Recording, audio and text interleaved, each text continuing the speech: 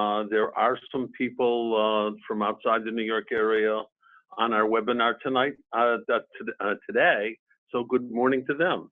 I'll get my times right yet. We've been doing this for 11 years now, and every year we try to get better and try to offer more information on how to do the Homeland Security grant.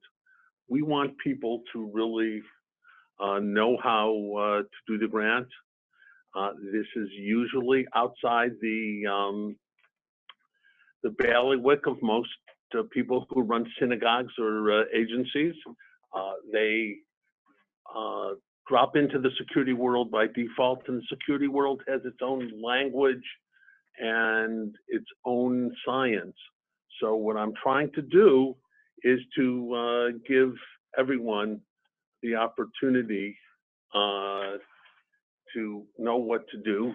This is the slide that my lawyer makes us put in, saying that, you know, we don't know everything. We're trying to give you the best information that we can. Let's talk about the basics. First of all, are you eligible? You are eligible if, number one, you're a 501c3 nonprofit organization. Every synagogue is by definition a 501c3, whether you have the proof or not. Other kinds of organizations might need the proof. In New York, we think that New York City, Nassau, Suffolk, and Westchester counties will be eligible. You have to be pre-qualified, and a little bit more about that in a minute. And you have to submit your paperwork via the e-grants system in New York. By the way, pre-qualification and e-grants, if you're not in New York, go get a cup of coffee. And if you're not in New York and you want to know whether your area is eligible or not, go to our website, and we have the areas that were eligible last year posted on our website. Okay, timing. We are very confused, I'm sorry, because some of you may have noticed that there's a lot of Sturm und Drang about the 2018 federal budget, but no one's telling you that there's no 2017 federal budget, and there can't be any grant program from the federal government until there's a federal budget. So the answer is, you know, last year in New York, everyone had to complete their grants and submit them by March 28th. Right now, we have no idea what the deadline will be this year. The Congress and the White House will be fighting, I'm sure, until the last minute. What we suspect it will be the case is that Congress will not come to an agreement with the White House until it has to. And they won't care much about anyone who wants a grant from the federal government. And we will have very, very little time to, once the grant is out, to complete the grant, do all the work that's necessary, and submit it before a deadline. It might be a few days, a week, 2 weeks, we don't know. So get started now, please. There will be no excuses. You can't say that the dog ate my homework. You can't say, well, it was Pesach, I had to go away. There are no excuses here. We expect there to be very few changes, but when we tell you that the grant is out, and Synergy will be letting people know as soon as we know. JCRC will be sending out information as soon as we know. The grant will be out, and we will let you know, but assume that there are very few changes. You should, in other states, I am responsible for New York. I can't tell you how New Jersey will act, or I can't tell you how Minnesota will act. You have to check with your local authorities. Another issue, there's more paperwork. If you're lucky enough to get a letter saying, oh, you've won $75,000, well, that isn't the end of the paperwork. There will be more paperwork. Do not expect to be able to access your money until you have a signed contract from New York State in New York State, or whenever your local state tells you you can move forward. You will only be reimbursed for items that you install after you have assigned the contract. So don't count on being able to access your money, even if you do everything right and quickly, until after January 1st, 2018. Okay, I promised to say something about pre-qualification. The governor wants us to all be able to prove that we're kosher nonprofits and we work in the proper ways. You're going to have to do something that the state calls open a document vault. Sounds mysterious, yes. But the document vault is a place where you're going to put your articles of incorporation and other documents into. There are links on this page, and by the way, this presentation will be available on our website later this afternoon. There are links on this page. You have to register as an administrator. By the way, some of the steps for pre-qualification require snail mail, so that if you're trying to do this at the last minute, you will never get pre-qualified. Do it now. Here are some of the steps. The only other thing that I want to mention is that synagogues and religious schools, if you are a religious corporation, you do not need to fill out, submit certain forms. What you'll need to do is to submit a letter saying, hi, I'm a house of worship. I am not required to have a 501c3 letter. There are special exceptions for religious organizations telling you what to do on our webpage. That link goes directly to the document webpage, the one right here. Okay, everyone wants to know what you can buy. I can tell you, first of all, what you can't buy. You cannot pay for security guards using this grant. What you can do is to pay for physical security enhancements. That means alarm systems, CCTV systems, blast mitigation, security film for doors and windows. Most importantly, and I'm talking about it more and more, access control systems, things to swipe into your building and into areas of your building. You can, it'll pay for inspection and screening systems and specific security related training. The grant has to be submitted on a special form. Given that this is the federal government, they call their form an investment justification. Sounds impressive, right? Well, the investment justification is an Excel spreadsheet.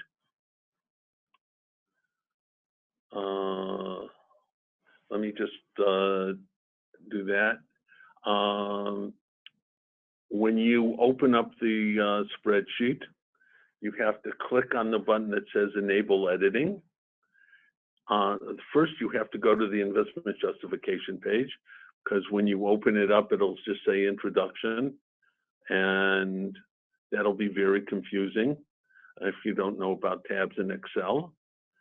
You open up your investment justification, you say enable editing, and then you can fill in all of these boxes.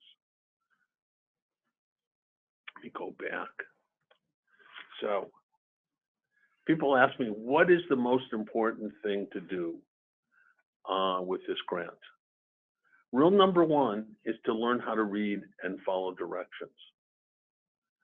Because if you don't follow directions, number one, you'll lose points. And number two, it could be that you don't give the information that is required for the grant, and your application won't even be considered whatsoever. Rule number two is that there's no rule number two. You have to see rule number one, know how to read and follow directions. But essentially, there are 6 relevant subjects, areas that you'll have questions.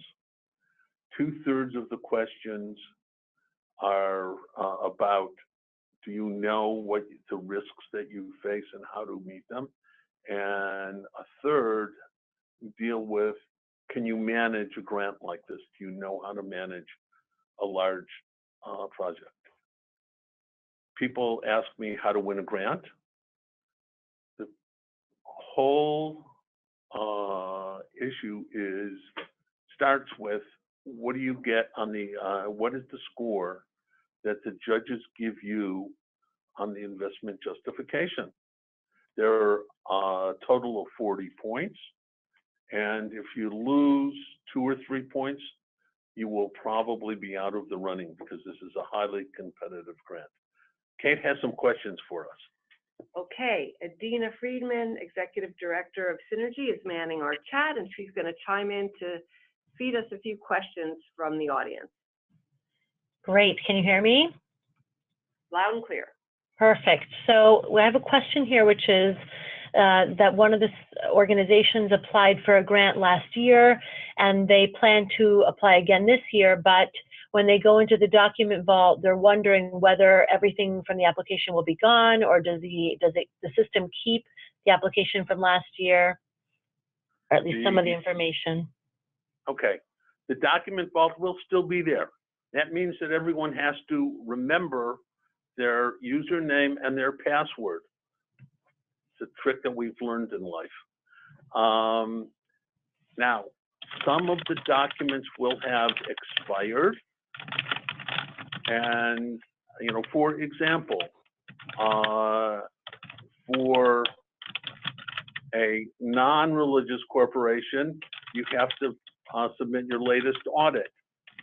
For a religious corporation, you have to submit some sort of financial statement.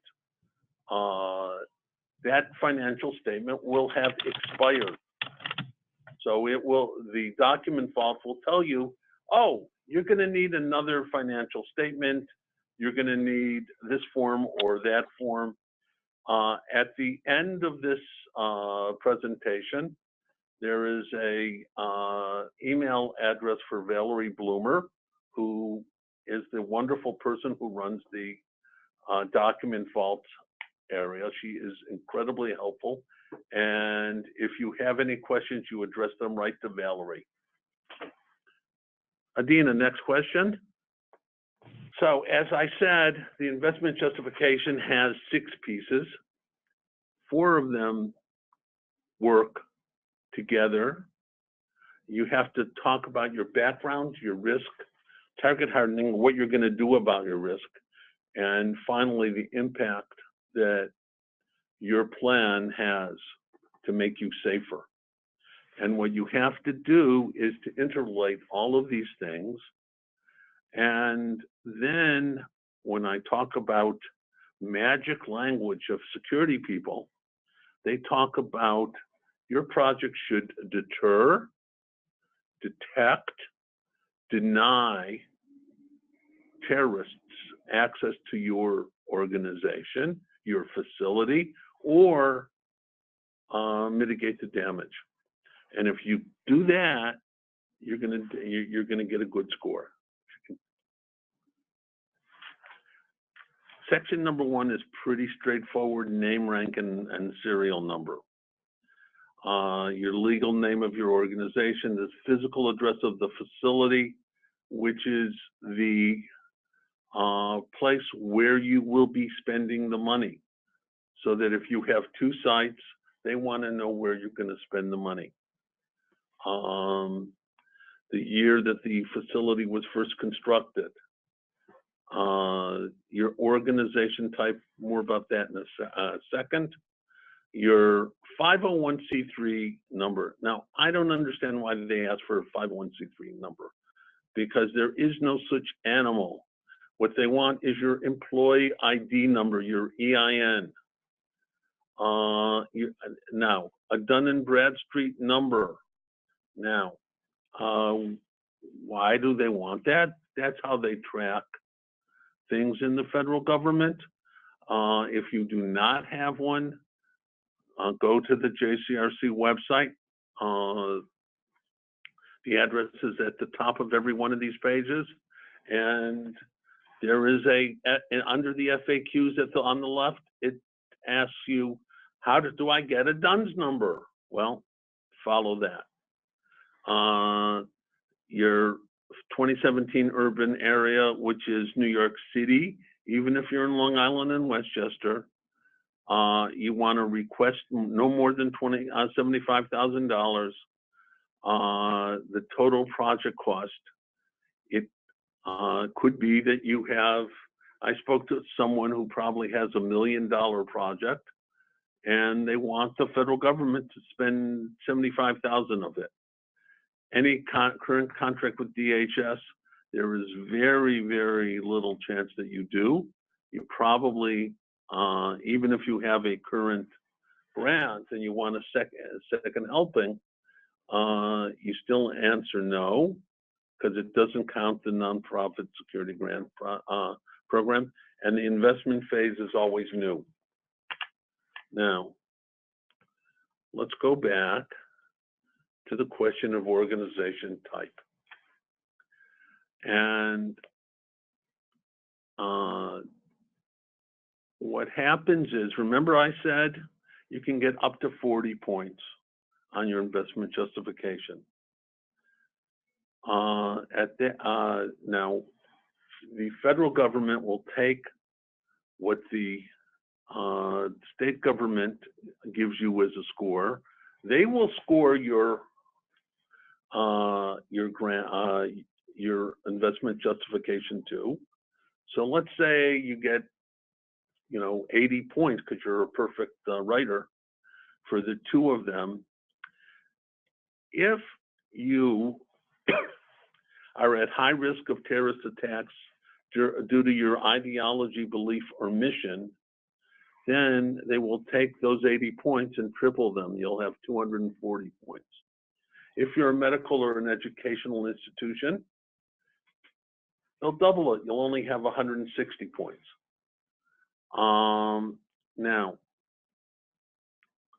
what has happened the last 2 years, essentially, if you are a religious organization, so all of the Synergy synagogues are religious organizations, you automatically get a triple word score. Now, we are looking to kind of level the playing field because, for example, over 150 hoaxes have gone in, have been perpetrated on Jewish community centers throughout the country. And, essentially anything that is religiously affiliated is also religiously affiliated is also at risk. We'll see when we see the final guidance how DHS has considers that, but what we ask everyone to think about is in the red. I put the most important things in red. Any mission implementing policies or practices that may elevate the organization's risk. So think about if you have If you have the Council General of the State of Israel coming to do a program, that's the kind of a mission implementing practice that would elevate your risk. If you're a house of worship, or a religious school, make that fact explicit. If you're religiously affiliated, note that on your mission statement along with the mission implementing policies or practices. I know that I'm not absolutely clear on this, but I can't be absolutely clear until I see exactly what they want. So this is your assignment on this section, is to think about it and identify what you think is right. And then as soon as I learn from the guidance, I will transmit it. You will have to submit a mission statement. That's usually on your website. If not, if you don't have it, here's some hints. Okay, in section 2, it's also fairly simple. They want to know about your membership and your community served. What does that mean? What are the services that are offered? And that means, and your population served. That means everything that you do. Since this is a synergy webinar, that means how many people come through your door for daily services, for Shabbat services, for Yom Tov, for the Yamim Noraim. Everything should be clear. The classes, the preschools, the special events and the lectures. You should know, numbers become important, because even though I said that the score on the IJ is important, if a lot of people get 39s, then the judges get the chance to prioritize the 39s. We have a question. Adina? Yes. Let me pull it up 1 second. Okay, so we have 2 questions. One is, what if you are both a religious educational institution? Should you emphasize both? Absolutely. Tell them everything that you do, because many synagogues have multiple activities. Let them know that they're going to be investing in a building that is used from morning to night, 7 days a week. Great. And the second question is, from an organization that is getting ready to transition their buildings, the previous application specifically cites modifications must be made in the current location of the nonprofit. Are there adjustments or exceptions? They want to try to be proactive and effective for their new building. How should they approach this? I think that that's better done offline. My contact information will be at the end of this, and I will be glad to speak to them about specifics. Perfect. But basically, this grant is for current building, and the building in New York. I can't talk about other states. In New York, they want to see a building built. They don't want to see a building under construction, because, to tell you the truth, in the past years, there have been people who said, "Oh, we're building and we want to use it," and their building, for various and sundry reasons, doesn't get built, and the grants expire, and New York State has egg on its face, because they gave a grant to someone who couldn't use the grant, so they have to give back the money. That's not good. So they say, we want to see a building first. Great, thank you. Okay, let's go to another section, because this is tough for a lot of people to get their heads around, and that is the concept of risk. Okay. The next section is on risk, is 30% of the score. It's virtually your make it or break it. And you should understand that in the eyes of the Department of Homeland Security, risk is equal to the threat that you face, the vulnerability of your institution, plus the consequences. So they ask you questions about all three. The questions are here. I have to identify and substantiate prior threats or attacks against your nonprofit or a closely related organization. Thank God, for example, the only documented threat in the New York area against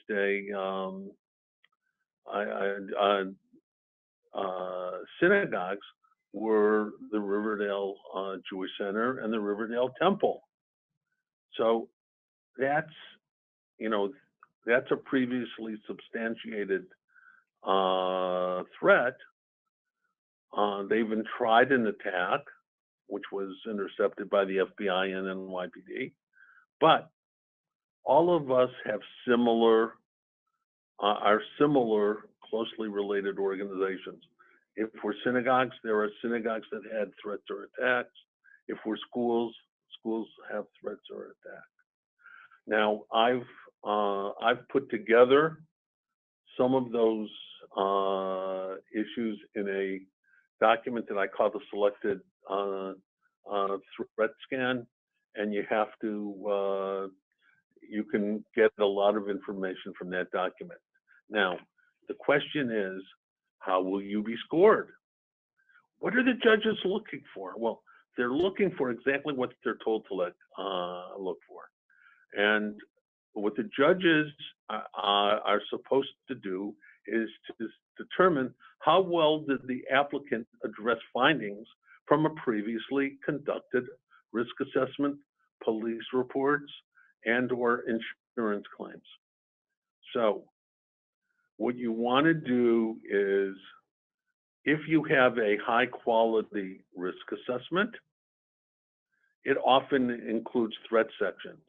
If you have a crime prevention survey, that's acceptable, but it won't talk about the threats. It'll just look at, you can get broken into. So if you combine the selective threat scan with whatever you have for a survey, and then talk about all of these things.